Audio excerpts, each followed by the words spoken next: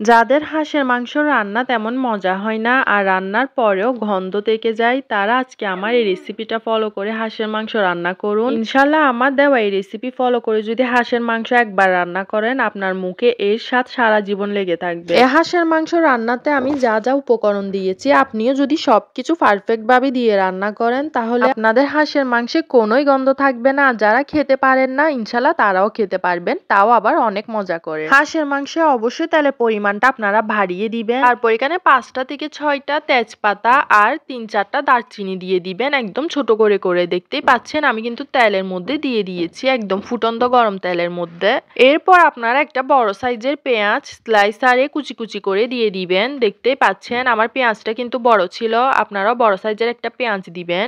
এরপর আপনারা এর মধ্যে রসুন বাটা আর আদা বাটা দিয়ে দিবেন। যতটুক পেঁয়াজ দিবেন তার 4 ভাগের 2 ভাগ আপনারা রসুন বাটা দিবেন, আর রসুন বাটা 4 ভাগের 1 ভাগ আপনারা আদা বাটা দিয়ে দিবেন। এভাবে দিলে কিন্তু পরিমাণটা একদম পারফেক্ট হয়। আমি সবসময় কিন্তু এভাবেই দিই হাঁসের মাংস রান্নার ক্ষেত্রে। সবকিছু 5 থেকে 8 মিনিট সময় নিয়ে একটু ভুনা ভুনা করে ফেলবেন। তারপরে এর মধ্যে আপনারা একদম ছোট চামচের 2 চামচ দিয়ে দিবেন গরম মশলা, তারপর একটু বড় চামচের 2 চামচ দিয়ে দিবেন আপনারা মরিচ, হলুদ দিয়ে দিবেন ছোট চামচের 1 চামচ মতো, তারপর পরিমাণ মতো লবণ দিয়ে দিবেন। আমার চামচের সাইজ হয়তো আপনারা ভিডিওতে দেখতেই পাচ্ছেন, সেম এই সাইজের চামচগুলোই নিবেন। এরপর এর মধ্যে ছোট চামচের 3 চামচ মতো মশলা দিয়ে দিবেন, রান্নাতে যে মশলা ব্যবহার করেন সেটাই দিবেন। এরপর হালকা একটু নেড়ে 2 মিনিট মতো রান্না করে নিবেন। তারপর এর মধ্যে আপনারা পানি দিয়ে দিবেন কষানোর জন্য আর কি। কষাতে আপনারা যতটুকু দেওয়ার ততটুকুই দিয়ে দিবেন, অল্প করে দিবেন, বেশি করে দিলে কিন্তু কষানোটা মজা হয় না।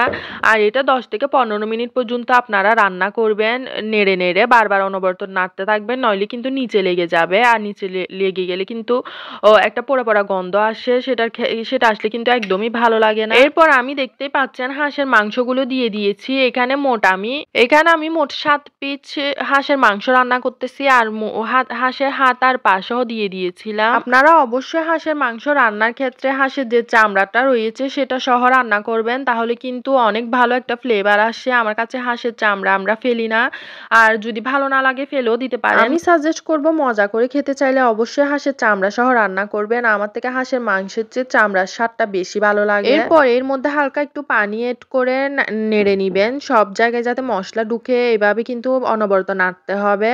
তারপর আপনারা ঢাকনা দিয়ে 20 মিনিট মতো রান্না করে নিলেই দেখতে পাবেন আপনাদের হাঁসের মাংসটা সেদ্ধ হয়ে এসেছে কিনা। যদি দেখেন সেদ্ধ হয়ে এসেছে তাহলে নামিয়ে রাখবেন। নামানোর পর কিন্তু এইরকম হয়ে যাবে, দেখতেই পাচ্ছেন উপর থেকে সবগুলো তেল বেশি উঠেছে, দেখতে কতটা লোভনীয় লাগতেছে, খেতেও জাস্ট অসাধারণ মজা ছিল। অসাধারণ বলতে অসাধারণ। আপনারা অবশ্যই রান্না করে দেখবেন আর আমাকে কমেন্ট করে জানাবেন আপনাদের হাঁসের মাংসের রান্নাটা কেমন হয়েছে। আমারটা কিন্তু অসাধারণ হয়েছে। সো আল্লাহ হাফেজ।